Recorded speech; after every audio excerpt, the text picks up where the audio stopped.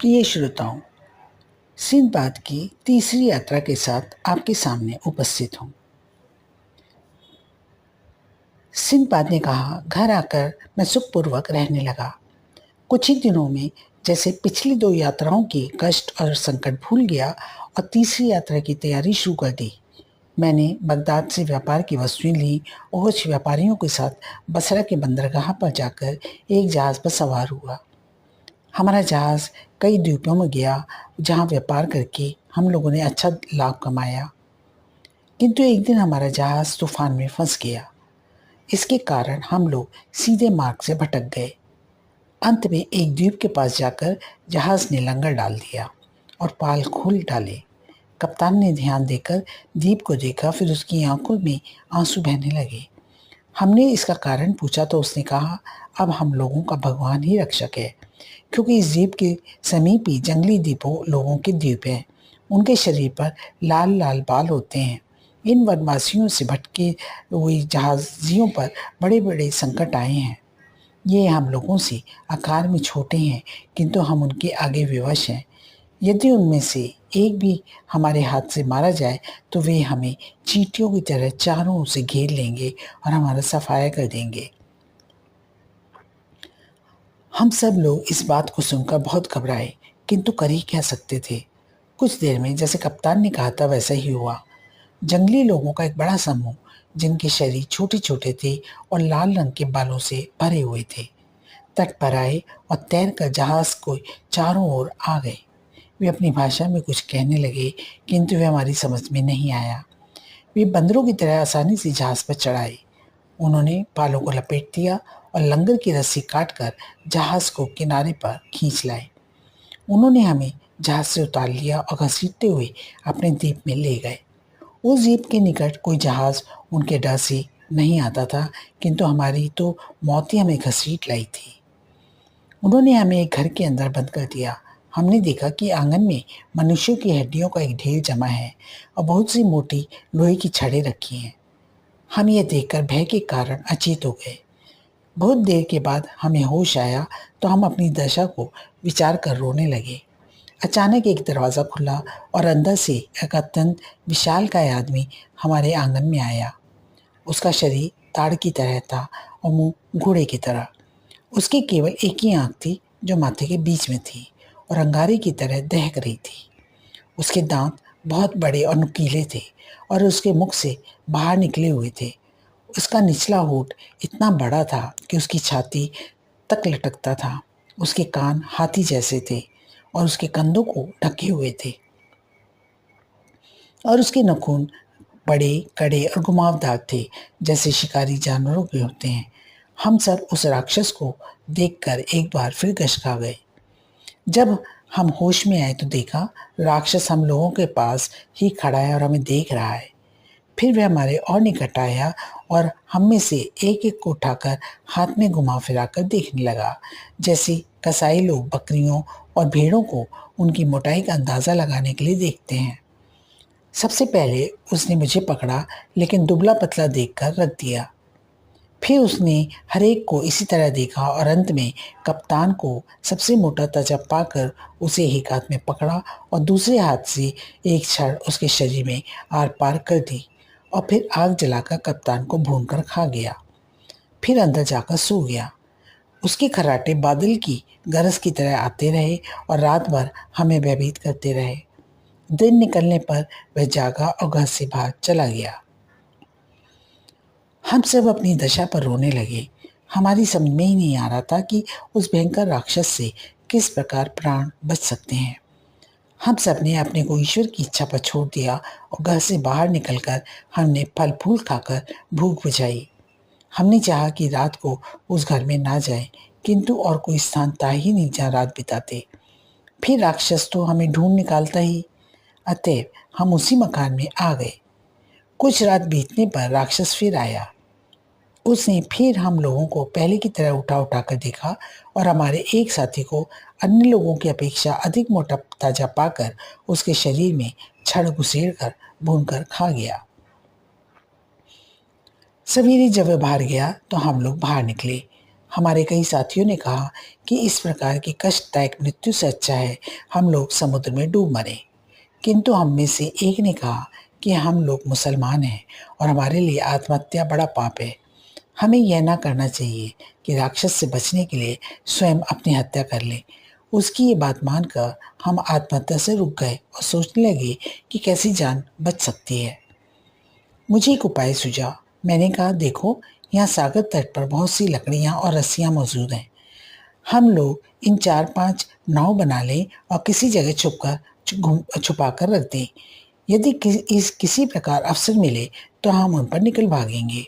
अधिक से अधिक यही होगा कि नावें डूब जाएंगी, किंतु राक्षस के हाथों मरने से वह मौत बड़ी अच्छी होगी। मेरे सुझाव को सब लोगों ने पसंद किया। हम लोगों को नाव बनाना आता था और हमने दिन भर में 4-5 ऐसी छोटी छोटी नाव बना ली थी जिनमें 3-3 आदमी आ सकते थे। शाम को हम फिर उस घर के अंदर गए। राक्षस ने हर रोज की तरह हम लोगों को उठा उठा कर देखा और एक हृष्ट पुष्ट व्यक्ति को सलाख में भेद कर भून दिया और खा गया। जब वह सो गया, उसके खुर्राटे बहुत गहरे हो गए, तो मैंने अपने साथियों को अपनी योजना बताई और अपने उस पर कार्य करना आरंभ कर दिया। वहाँ कई सलाखें पड़ी हुई थीं और आग अभी तक खूब जल रही थी। मैंने और 9 अन्य होशियार और साहसी लोगों ने एक एक सलाख को आग में लाल कर दिया। फिर उस राक्षस की आंख में हम सभी ने उन सलाखों को घुसेड़ दिया, जिससे वह बिल्कुल अंधा हो गया। उसने अपने हाथ इधर उधर मारने शुरू किए। हम लोग उससे बचकर कोनों में जा छिपे। अगर वह किसी को पा जाता तो कच्चा ही खा जाता। फिर वह चिंगारता हुआ घर के बाहर भागा और हम लोग समुद्र के तट पर आकर उन नावों में चढ़ गए जिन्हें हमने पहले से बना रखा था। हम चाहते तो सवेरा होने पर यात्रा आरंभ करते। तभी हमने देखा कि 2 राक्षस उस राक्षस के हाथ पकड़े अपने बीच में लिए आते हैं जिसे हमने अंधा किया था। अन्य कई राक्षस भी उनके पीछे दौड़े आते थे। हमने उन्हें देखते ही नावें समुद्र में डाल दी और तेजी से उन्हें खेने लगे।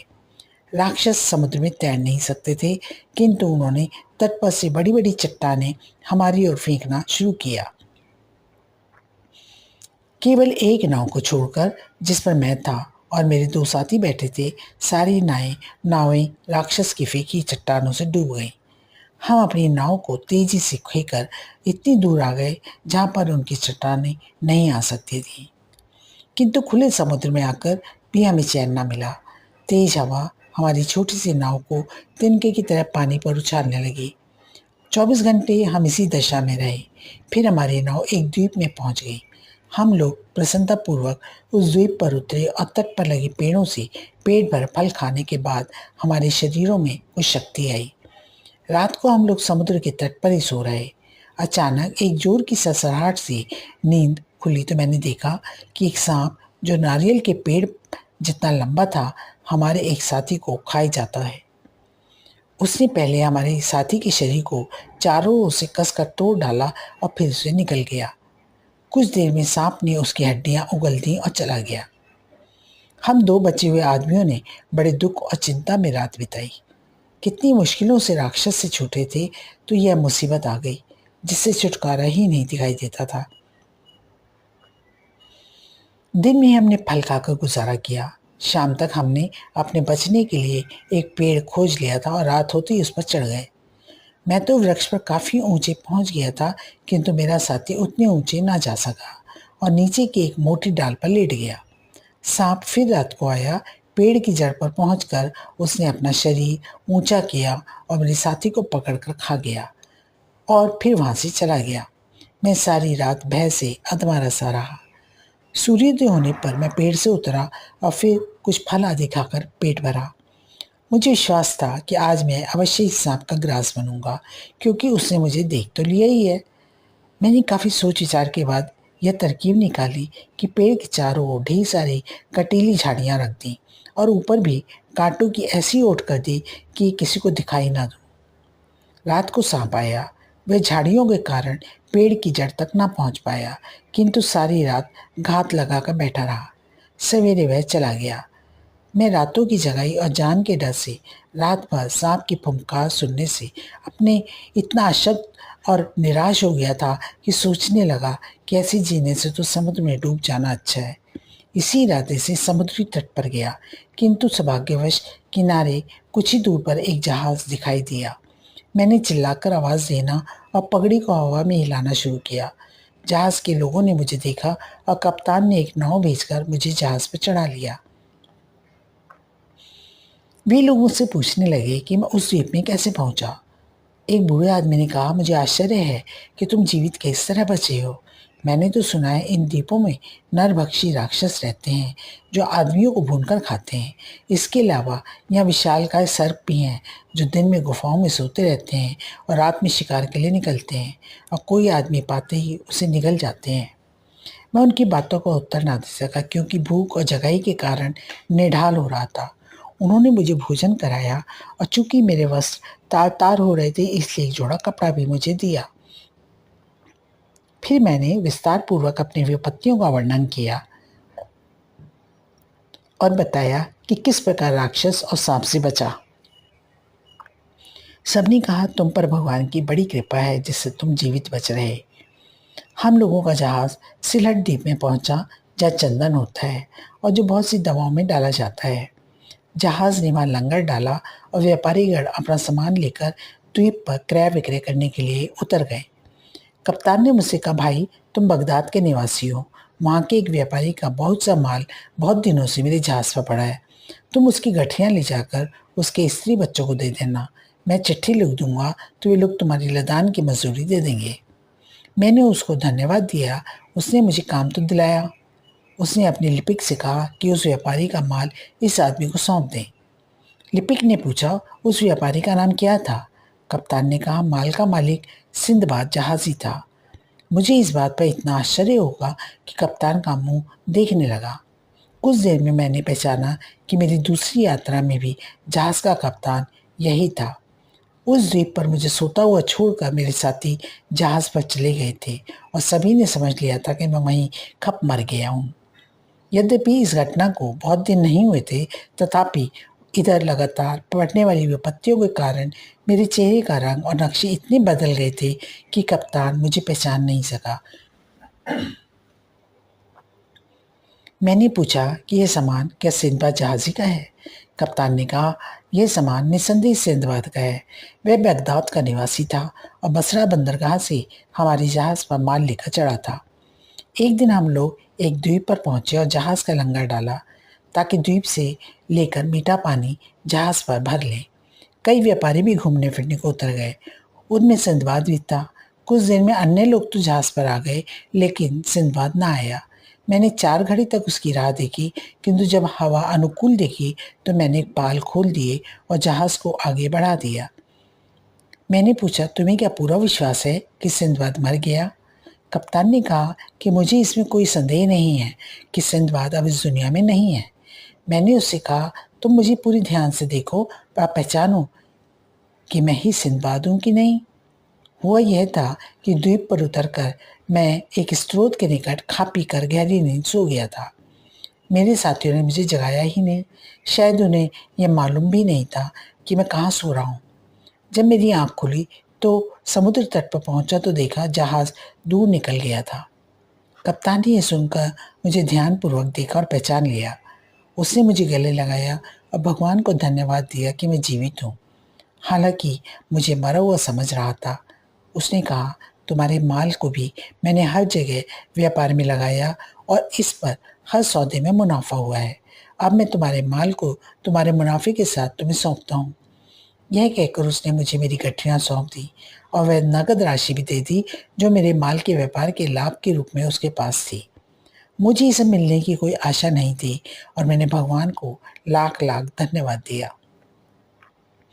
फिर हमारा जहाज सिलहट द्वीप से अन्य द्वीपों में गया जहाँ से हमने लौंग, दालचीनी आदि खरीदी। हमने दूर दूर की यात्रा की। एक जगह हमने इतने बड़े कछुए देखे जिनकी लंबाई चौड़ाई 50-50 हाथ की थी और अजीब मछलियाँ भी जो गाय की तरह दूध देती थी। मच्छुओं का चमड़ा बहुत कड़ा होता है। उसकी ढालें बनाई जाती हैं। हमने एक और अजीब किस्म की मछली देखी। उसका रंग और ऊँट जैसा होता है। घूमते फिरते हमारा जहाज़ बसरा के बंदरगाह में आया। वहाँ से मैं बगदाद आ गया। मैं कुशल क्षेम से अपने घर आने पर भगवान को लाख लाख धन्यवाद दिया। इस खुशी में मैंने बहुत सा धन भिखारियों को तथा निर्धनों को सहायता दिया। इस यात्रा में मुझे इतना लाभ हुआ कि जिसकी गिनती नहीं की जा सकती। मैंने दान आदि करने के अतिरिक्त कई सुंदर भवन तथा आराम आसाइश भी चीज़ें भी खरीदी। तीसरी यात्रा समुद्री यात्रा का वर्णन करने के बाद सिंहबाद ने हिंदबाद को 400 दिनारें दी। उससे यह भी कहा कि कल फिर आना इसी समय, तब मैं तुम्हें अपनी चौथी यात्रा का हाल सुनाऊंगा। चुनांचे सिंदबाद तथा अन्य उपस्थित लोग सिंदबाद के घर से विदा हुए। दूसरे दिन निश्चित समय पर सब लोग आए। भोजनोपरांत सिंदबाद ने कहना शुरू किया। अब अगले वीडियो में हम सिंदबाद की चौथी यात्रा के साथ आपके सामने उपस्थित होंगे।